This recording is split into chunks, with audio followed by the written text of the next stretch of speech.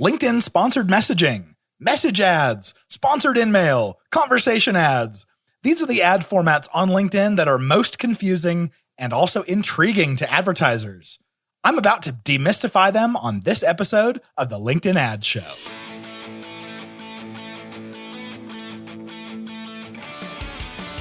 Welcome to the LinkedIn Ads Show.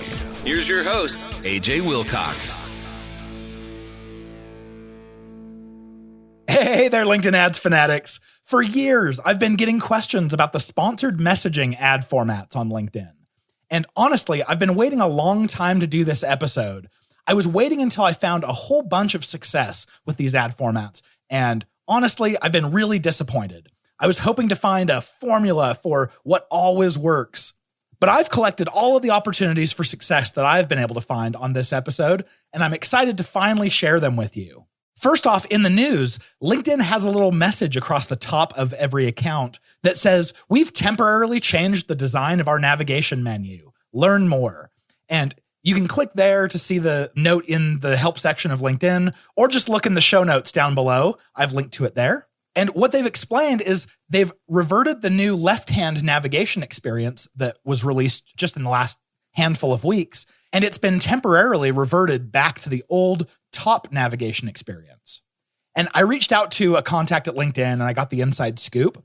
And it turns out they didn't revert it because of any bugginess or anything like that. It was actually the second order effects of it. They noticed that the new experience adversely affected advertiser behavior on the platform.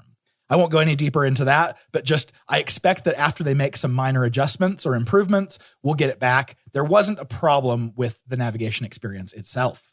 It's more about what us advertisers did after getting that navigation experience. All right, with that, let's jump into the actual content. Let's hit it. So first off, you need to understand what the different ad formats on LinkedIn are. It's the whole class of ad formats that are pushed right to your messaging box rather than being seen somewhere else on LinkedIn. These are called sponsored messaging. And there are two different kinds of ad formats that fit underneath that umbrella. We have message ads, which used to be called sponsored InMail. And then we have conversation ads, which are one of LinkedIn's newest ad formats. And it's that choose your own adventure kind of chatbot experience. And the way that they work is they show up directly inside of your message box when you're on LinkedIn. And the only way for you as an advertiser to pay is to pay per send. Now, LinkedIn is only going to send these to people who are actively logged in. So thank goodness you're not going to be paying for all of those inactive users who haven't opened their message box in a year or more. Now, I did get to use the message ads format back when it was sponsored InMail, back before it even came to Campaign Manager. It was when you used to have to work directly with a LinkedIn rep. And here was what it was like. It was probably the worst investment I've ever made. It cost $3 per person you sent to. And so it landed in a bunch of inactive accounts. When I ran these years and years and years ago, it was, like I said, the worst investment that I ever made. And we promptly stopped as soon as we saw that there was just nothing good coming from these. But thank goodness, back in November of 2016, it was released as an ad format that you could access within Campaign Manager. And as soon as they did that, they made it so it could only show up when someone was active, which is fantastic. They also lowered the price. You could pay all the way down to, I think I've seen as low as like 25 cents per person you send to. So those were the message ads. Then we got conversation ads back in March of 2020 when it was released on Campaign Manager as well. We were part of the beta. It's a really good ad format, but it suffers from a lot of the same issues that message ads do. And one of the things that I always talk about when I talk about this ad format is how these are the most expensive ads on LinkedIn.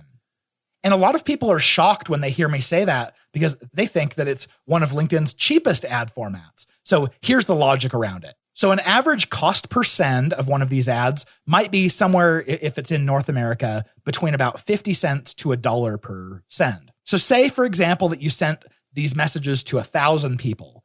That means that you'll be paying between $500 to $1,000 in total. And in this case, the average open rate is about 55%. So of those 1,000 messages that you sent, you can expect about 550 opens. Now, An average click-through rate on these ads is around 3.2%, and that's for message ads. Conversation ads, it's significantly higher. But at 3.2%, that would result in about 17.6 clicks. So all of this calculates out, if you do that division of 17.6 clicks with your $1,000 in spend, you come out to a whopping cost per click of between $28 and $57. It's pretty wild. That is per click. That is not per conversion. I will say, though, don't let the possibility of the high costs dissuade you from using sponsored messaging, because with the right offer, and it does have to be the right offer, that is the key here, you can drastically reduce those costs to the point where this ad type can even be more effective than sponsored content or any of the others. For instance, we had a client who, instead of getting the normal 55% open rate, they were getting an 80% open rate. And instead of the 3.2% click-through rate average, they were getting a click-through rate of about 20%.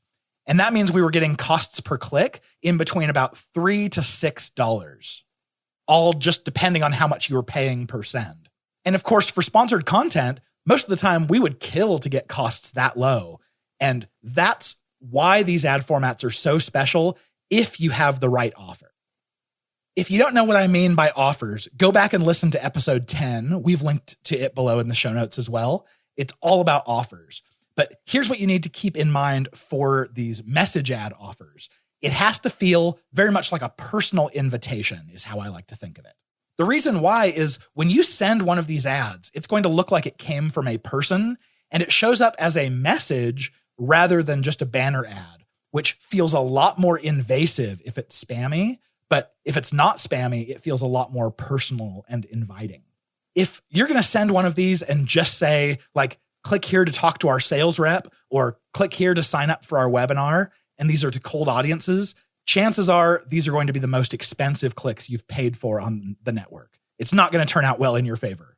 If, however, your offer is really good at either fluffing their ego with something like, because of who you are in the industry, we want to offer you a sneak peek or early access to something that your peers are going to be jealous of. Or maybe it's an invite to an in-person swanky event where you're going to get to rub shoulders with important people in the industry just like you. There's going to be hors d'oeuvres and drinks served and all that. That works really, really well here as well. We've also found these to work quite well for hiring. You could essentially send someone a message that says, here's what we're looking for. You look pretty qualified. Are you interested in applying? And we can get people to show interest that way. We've also found some recent success with offering something like a gift card in exchange for someone being willing to take a demo. So that's pretty cool too. Hopefully these types of ideas are getting your brain spinning so you can be thinking about ways that you can utilize this. New offers you could come up with that feel special enough to be sent out through a message ad or a conversation ad. Some of the times that we've seen these ad formats work out really well, we of course had the one client I was telling you about that had 80% open rates and 20% click-through rates. That was for an in-person event. That worked really well. We've worked with many of the largest hiring services on LinkedIn. And we also had a client who was offering a gift card through conversation ads that ended up converting really well. Okay, here's a quick sponsor break, and then we'll dive into the differences between message ads and conversation. The LinkedIn Ads Show is proudly brought to you by B2Linked.com, the LinkedIn ads experts. If the performance of your LinkedIn ads is important to you, B2Linked is the partner you'll want to work with. We've spent over $150 million on LinkedIn ads, and no one outperforms us on getting you the lowest cost per lead at the most scale. We are, of course, official LinkedIn partners, and you'll deal only with LinkedIn ads experts from day one. Fill out the contact form on any page of B2Linked.com to chat about your campaigns, and we would absolutely love to work with you. All right, let's jump into the differences then between these two ad formats that you get underneath the sponsored messaging umbrella.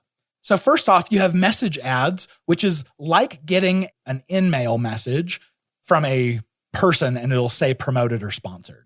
It's a single message. It has both a headline and a body, but it doesn't work exactly like an in-mail message would because the person can't actually send a reply back. The reply is all grayed out. It's basically like click on one of these options that I'm giving you. And if not, there's nothing else you can do. And they just click on the next message. Conversation ads, on the other hand, is very, very different. We talked about them being a choose your own adventure or more like a chatbot experience. They are quite similar. They show up in your InMail the same way, but they don't have a subject line. Instead, it's just the body copy opens immediately to multiple calls to action that you can thread together like a conversation. And then recipients can interact by selecting calls to action that you've put together, and then they receive an automated message back along with an additional call to action that they might want to select. The way you could think of this is like, let's say there's a big trade show going on in your industry. You could send out a conversation ad asking someone, are you going to be at this big trade show next week or next month? And if they say yes, you could say, great, come by our booth. We'll give you swag and we'll treat you really special. Or if they say no, you can say, well, click here to get on our list for when we come back. We're going to be teaching a webinar all about everything we learned at this show this year and about how the industry's changing and all that. So you can see how, depending on someone's response, you can give them a different pathway that they might be interested in responding to. And we have found conversation ads to be about 30% more efficient than message ads.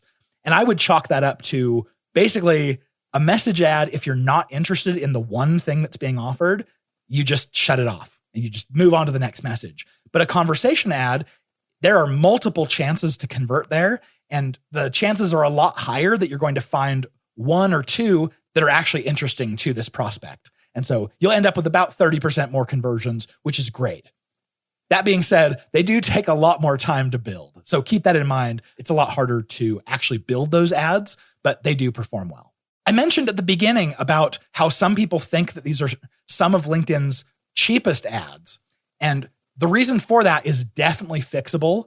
And I really wish LinkedIn would fix it. When you're inside of your campaign manager dashboard and you're looking at one of these campaigns, the columns that you're used to looking at, like average CTR and average CPC, these metrics are just going to be straight up wrong.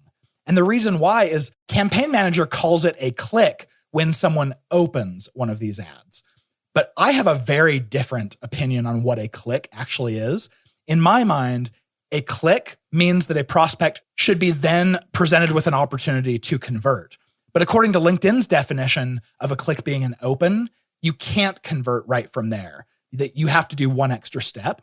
So here's what you want to keep in mind. You're looking at Campaign Manager, you see average click-through rate, and you think, oh, this says 65% click-through rate. That's amazing. Well, that actually is pretty good, but that's only your open rate. That means of all the people you send it to, 63% clicked to open it.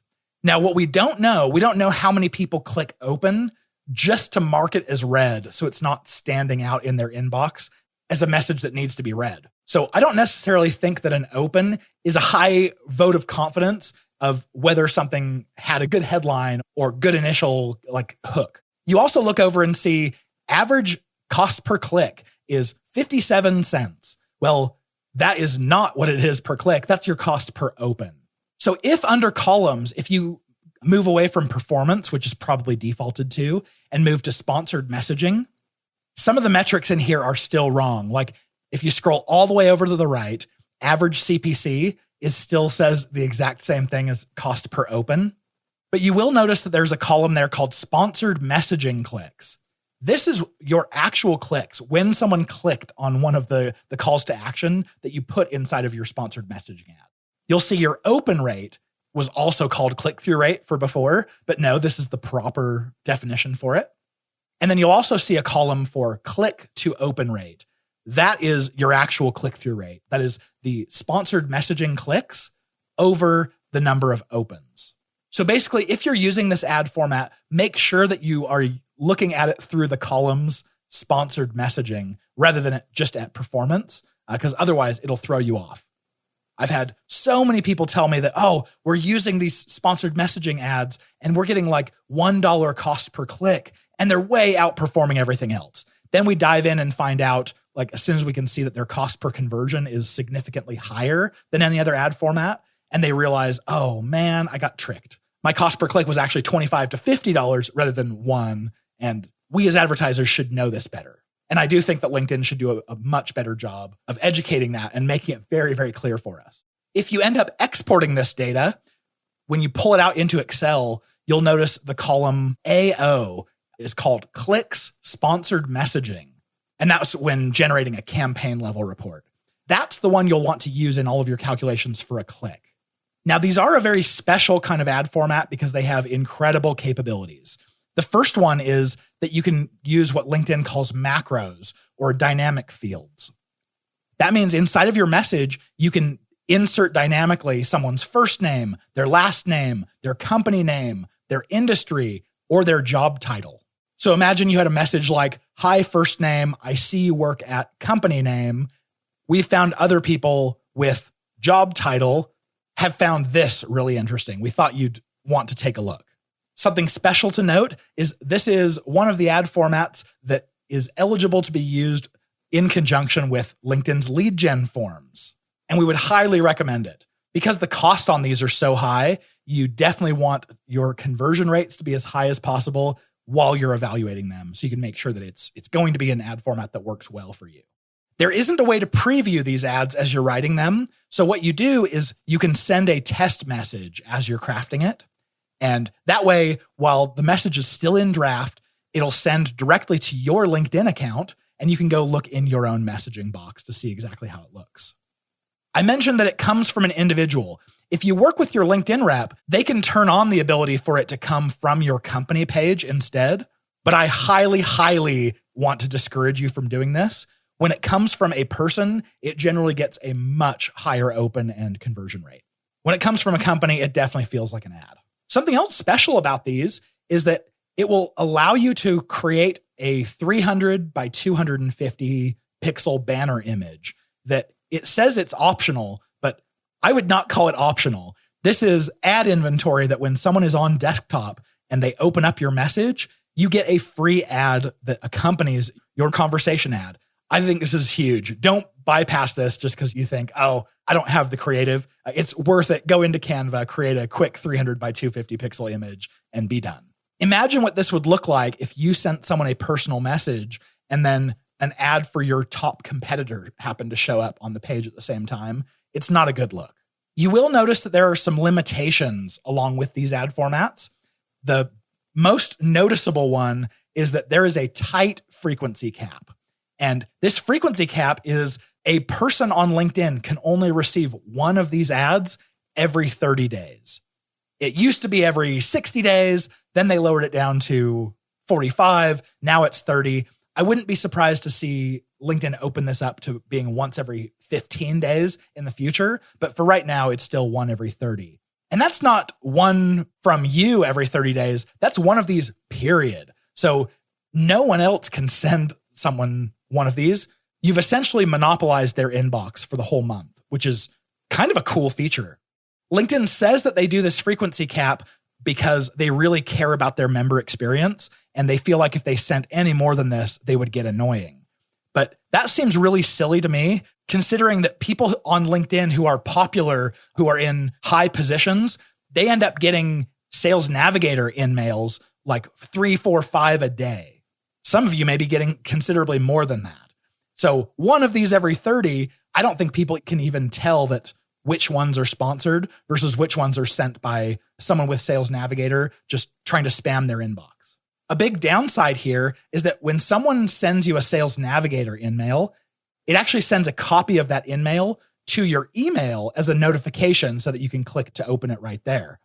But when you send one of these as a sponsored message, LinkedIn's not going to send an email to notify them. It'll just appear in their box when they're logged in.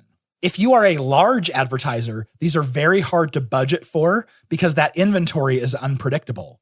You might run for 3 or 4 days with a large budget and say, oh, this doesn't make sense at all. We're not spending anything that we want to. And then all of a sudden, a whole bunch of your inventory opens up from people who haven't received one of these in 30 days. Now they're open. And then in one day, you spend 17 grand.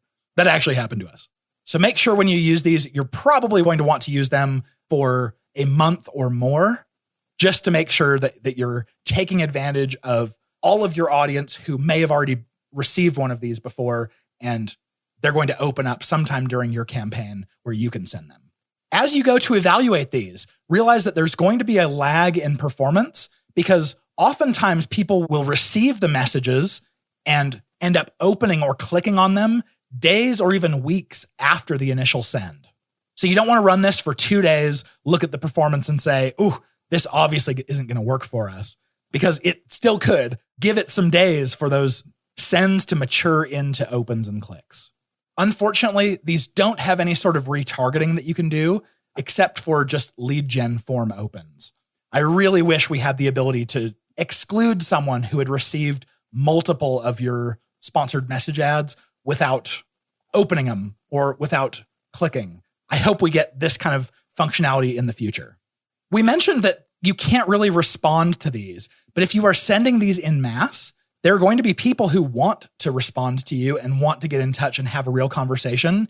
And so tell the person, whoever this is coming from their account, that they might expect additional people sending connection requests, sending in-mails, and maybe otherwise trying to get in touch.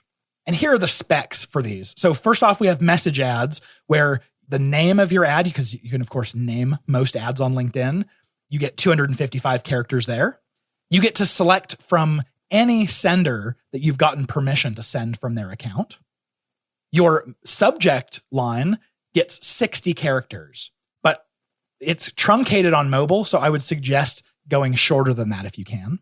The text section will let you have up to 1,500 characters here. But again, if it's a giant wall of text that's daunting to read, chances are people are going to just move on to the next message. So I would recommend keeping these really short and to the point.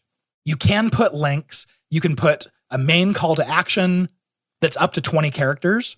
You can put hyperlinks inside of your actual text. And you can't insert anything like video or other types of media. I would absolutely love it if we could put like animated GIFs and embedded audio into these, hopefully in the future.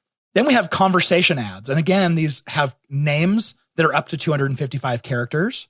The same options with adding senders and having that 350 by 250 pixel banner image. Your intro message is shorter. It can only be up to 500 characters. Then it will show your calls to action, and each one of those can be up to 25 characters. And you can have up to 5 buttons per message.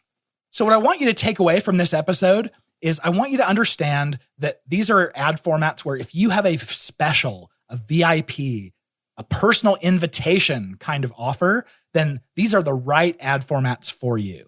If you don't, they're probably going to be too expensive. So I would still recommend test out your offers on sponsored content first, maybe even text ads and dynamic ads, and come and test into sponsored messaging when you have an offer that you feel like could work really well. All right, I've got the episode resources for you coming right up, so stick around.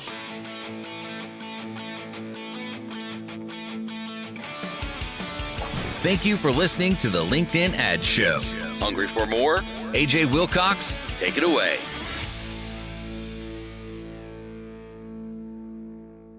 Okay, here are the episode resources. First of all, if you go down into the show notes, you'll see a link to the announcement about the left-hand navigation being reverted. So you can go and read LinkedIn's whole answer in their help section. Also, check out our episode on offers, episode 10, if you haven't already. It's one of our tried and true episodes. It's definitely one you're going to want in your toolbox.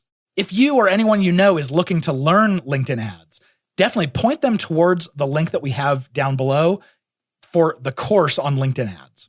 This is one that I did with LinkedIn Learning. It's about an hour and a half long, and it is by far the highest quality and the lowest cost that you'll have for a LinkedIn training.